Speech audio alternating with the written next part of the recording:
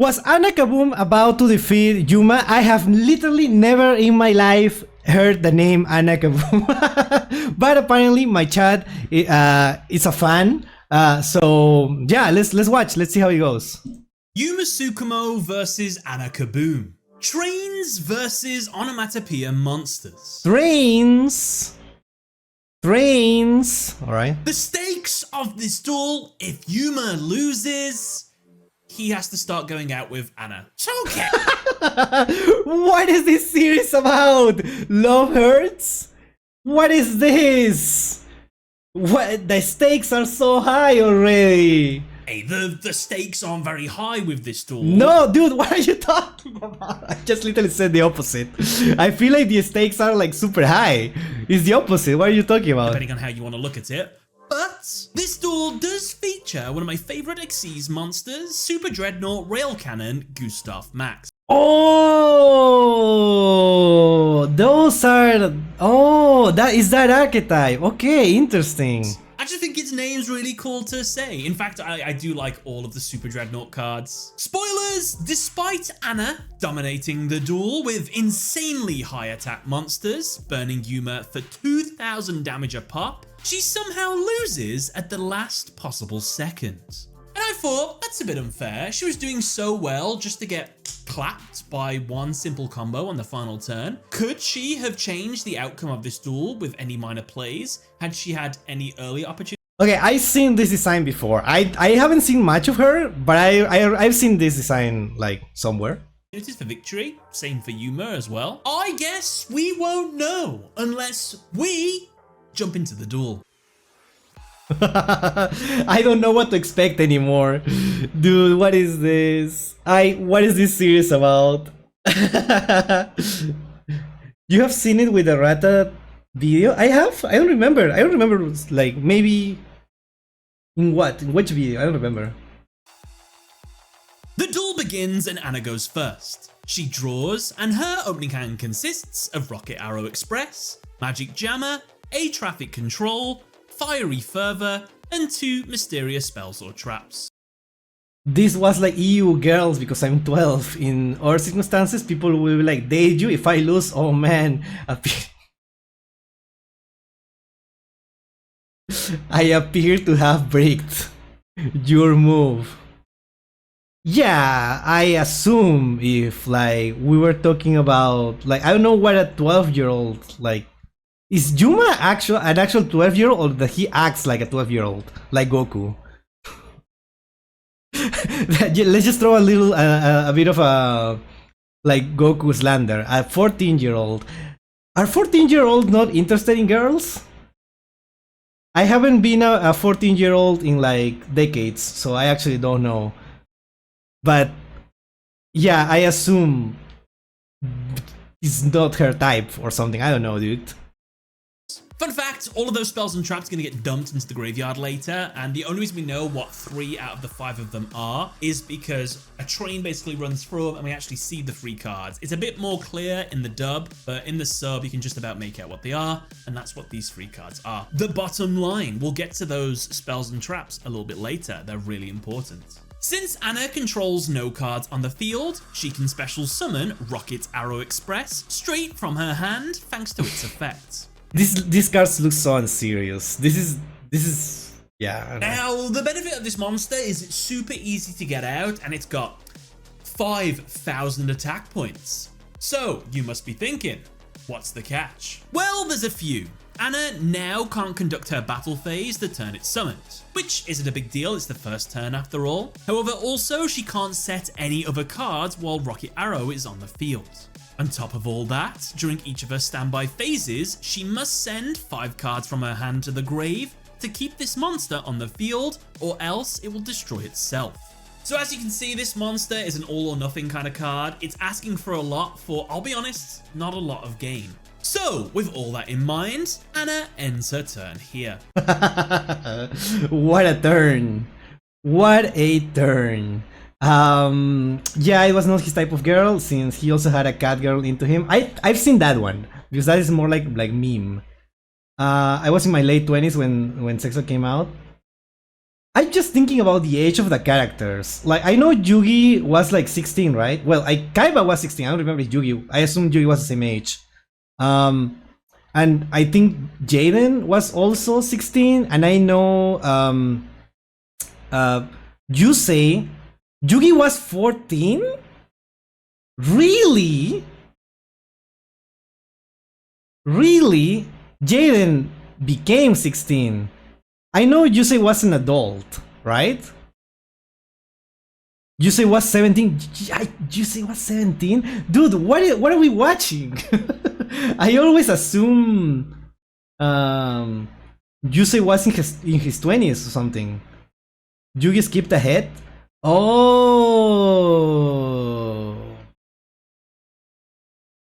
interesting. Yusei was probably in his 20s? Well, someone is wrong here. I don't know. I assume Yusei was in his 20s, but apparently he was 17. I don't know. I have no that. Age in Yu-Gi-Oh! Always yeah, ages in like shonen anime always feels weird. Okay, someone has like something here. Yugi's 15, Jaden 16, Yusei 17, Yuma and Yuya are 14. Yusaku, who the fuck is Yusaku? Who is Yusaku? Is Yusaku Playmaker? It's 18.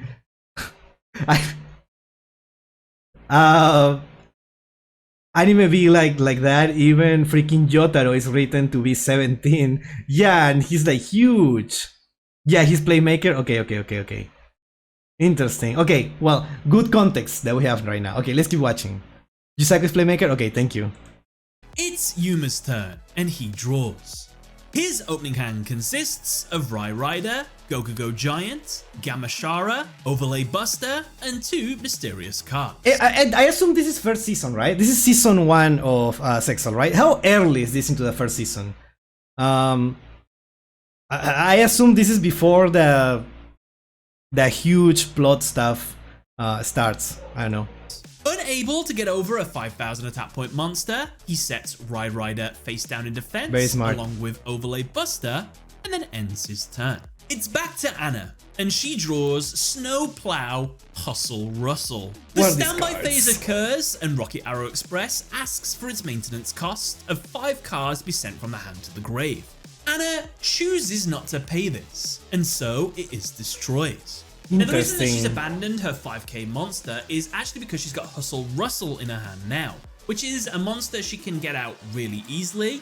It doesn't require an insane maintenance cost to remain on the field, and it's got decent stats. So it makes complete sense to choose card advantage over just one singular card on the field with 5k attack. Or at least that's what I would have said if she didn't just set all 5 of her spells and traps face down right here. What is she cooking? What is she cooking? I assume, right? The plan is to get back the first guy and exceed the 2 of them for a rank 10. And we'll see how, I guess. Why is this insane? Because when Hustle Rustle is summoned to the field, it destroys all of her spells and traps. Oh. It only needs to destroy 1, so she should have only set one of those cards face down. We're wasting all these resources. I'll talk about it more later. First thing that I think about is like, oh, these cards like have effects from the graveyard or effects when they are destroyed, right? But that is, or sent to the graveyard. That is not it? A waste. For now, with Magic Jammer, a Traffic Control, Fiery Fervor, 2 mysterious spells and traps face down on the field, and Hustle Rustle in hand, she ends her turn. It's Yuma's turn, and he draws Zubaba Knight. He summons Gokugo Giant to the field and then immediately enters his battle phase. He attempts to attack directly.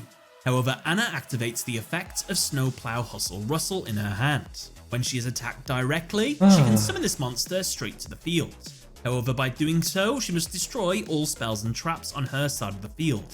For each one destroyed, this card deals 200 burn damage. Well, I guess that's why. Is summoned to the field, her entire back row is destroyed. Yuma takes 1000 burn damage. Now, was it worth it? Is that damage worth it? I mean, in hindsight, obviously not, right? But I don't know if like even then. Since the number of monsters on the field changed mid-attack, a replay occurs. Yuma, unable to get over Hustle Rustle, decides not to attack. Yuma ends his turn. Now, as I said earlier, Anna should not have set all 5 of the cards face down. 1,000 burn damage at the cost of losing 5 back row. It's not worth it. All she should have... Yeah, it's not worth it. Like any player should know that. Yeah, she's kind of like not tough, blow shit up kind of girl. Anna Kaboom, of course. As a Russell destroys every spell on the field and deals damage for each one. Yeah, but yeah, that's what it seemed.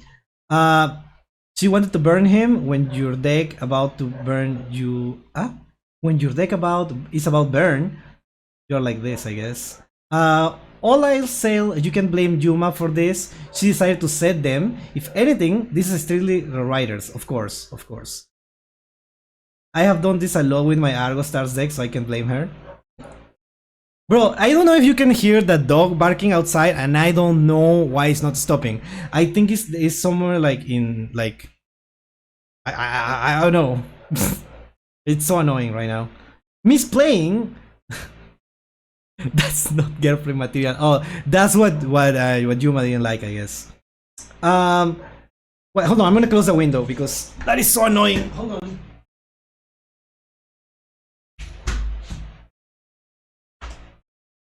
Well, I'm gonna die from the heat, but I think that's better than listening to the dog. That's because of the card effect. I can see why Yuma didn't love her back. I can hear the dog, but yeah, I mean, now you shouldn't be able to hear it. Okay. What I've done is set one of those mysterious cards face down, keep the rest, and then use all the rest on the next turn or as they are needed, basically. Because these 3 cards could have the potential to win the duel if the duel goes in any which way or form. Magic Jammer, she can negate a powerful spell, 3 or more monsters on Yuma's field, a traffic control stops them from attacking.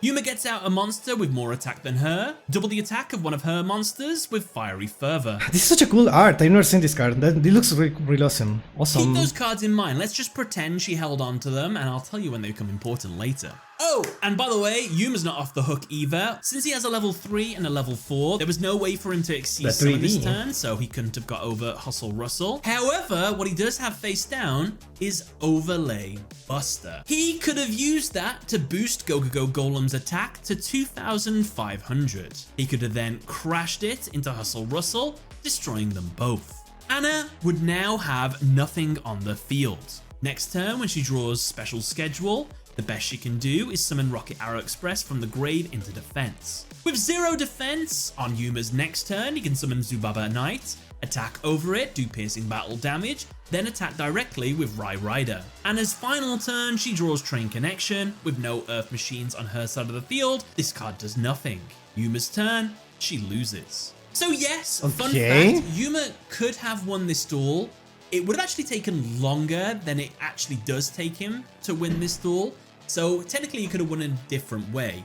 But what's better about this win is it's more decisive. If it had won this way, he basically shut Anna out the duel, basically just dominated. So what he should have done is increase the monster's attack. Now, Anna had an opportunity to completely avoid this situation. All she needed to do was summon Hustle Rustle into defense. So if she'd have done that, she could have avoided this scenario. It's got 3k defense, 2,500 attack, so yeah, fun fact. It's Anna's turn, fact. And she draws Special Schedule. She activates it immediately. This lets her target Special Schedule. Dude, I love these cards. These cards have such funny names. One machine type monster in her grave with 3,000 or more attack, and then special summon it in face-up defense. However, it cannot change its battle position. She uses it to summon Rocket Arrow Express back from her grave.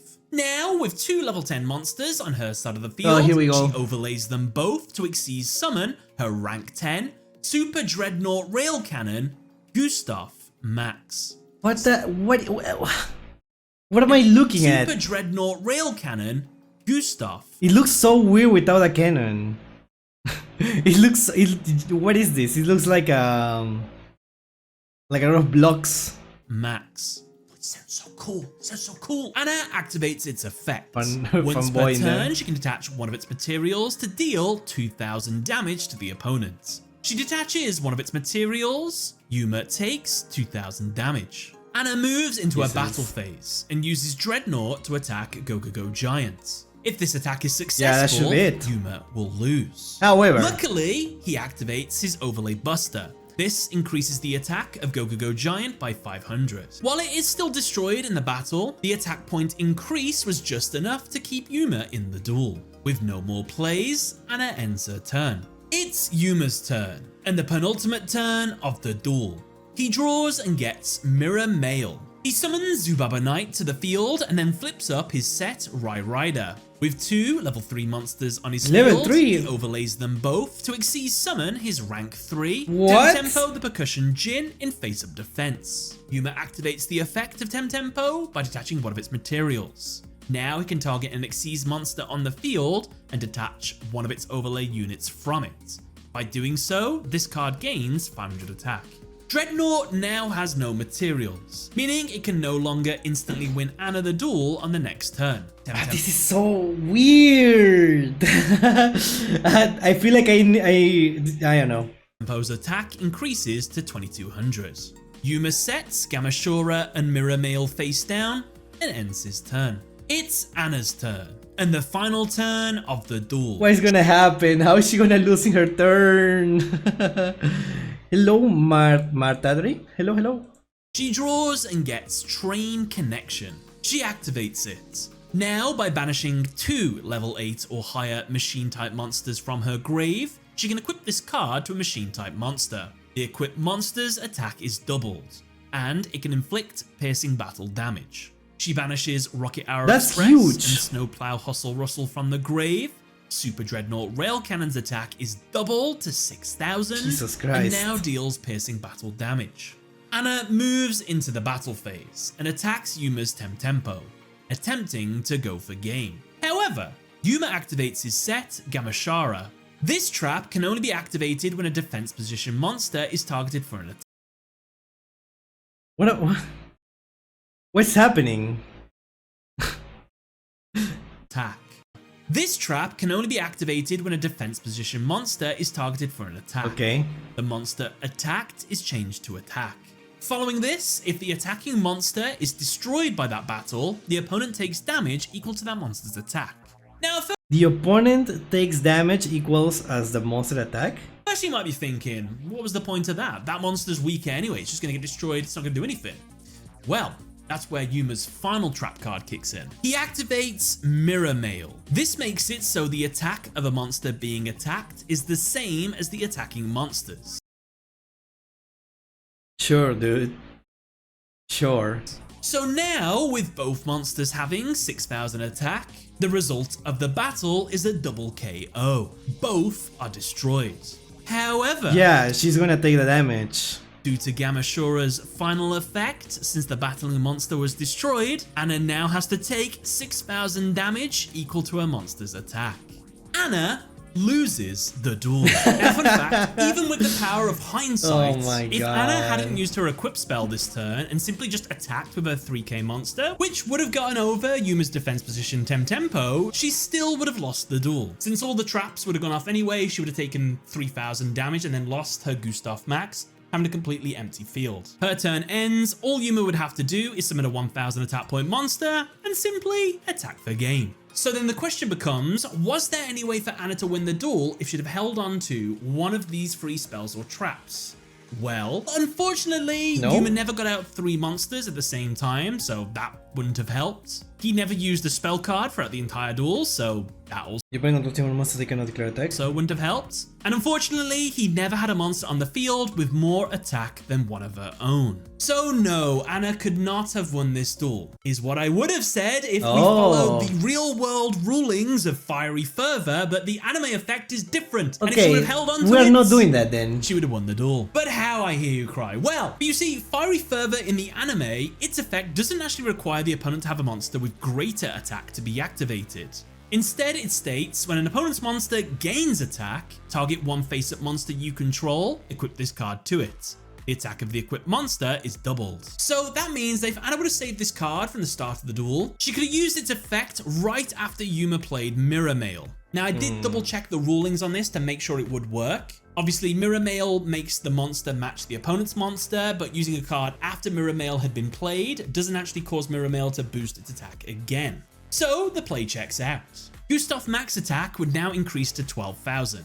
Temtempo would be destroyed, and 6,000 1000 damage would be dealt to Yuma. Anna wins the duel. And if you were wondering, could she have set this card earlier in the duel and won even earlier? Specifically, the only other point she could have used it was when Yuma's overlay buster was activated. Unfortunately, no, because the earliest she could have set that card was actually on that turn. So she couldn't have used it then. This is the only opportunity she could have won. But the point of the matter is, she could have won this duel. And with that, that's another duel analysis done. Want to watch another one of these with Yuma dueling? Well, I have a video right here. Or you can watch this video Oh my god, we're getting... Or if you really want to, oh my god, the subscribe button. It is dying. How sad. I need to like this. It's hard to stop. The only way to... What is this? What I eat in a day to lose weight? The hell? Save it is to give it chest compressions. What is the equivalent of that on YouTube? I guess it would be clicking the subscribe button. So I guess if you want to save the subscribe button, you have to click it and subscribe. That's the only way to save it. Thanks for watching. So cool. It's so cool. Oh and my God. Activated. Oh, honestly, I like what they were going for with this character. Like, at least it makes sense, you know? It makes sense that her playstyle, like, I assume, right, goes with her personality from what I'm seeing, right? So I think that's cool. I think that's something that we need in the anime. So yeah, he was doing workout videos. I think he's does it in a different channel. Fun fact, the dub effect in the name is Cataclysmic Canon Kablooey. Mirror Mail is a real card. It sounds like a real card. What I'm saying is like in this particular scenario, it was like, it sounds fake, you know? But I can see it being real. I'm surprised he never noticed he got Magic Jammer and a traffic control mix up during the 18. Yeah, I also did notice that. I thought like, oh, maybe I'm confused. They had to make her eat a -5 for Yuma to win. It's true, she went -5, but I don't know, I will excuse that one because it kind of feels like fits her personality. Yeah. Also, fun fact as well, the cards with the sumo dogs on it, like let loose the dogs of war, come from Sexel. I don't remember that card, and yeah, it wasn't a major mistake, just one single mistake. Yeah. Seen a drawing that jokingly depicted her as the daughter of Jaden and Aki. That's some like very interesting fan fiction right there. Mostly because of the hair shape. She has an interesting hair shape. Yeah, I agree. But yeah, thank you for this very interesting. We can keep seeing some some interesting tools. I'm surprised that this got like a video, because this seems like a non-consequential duel for the story. But yeah, it's still cool to see. So yeah.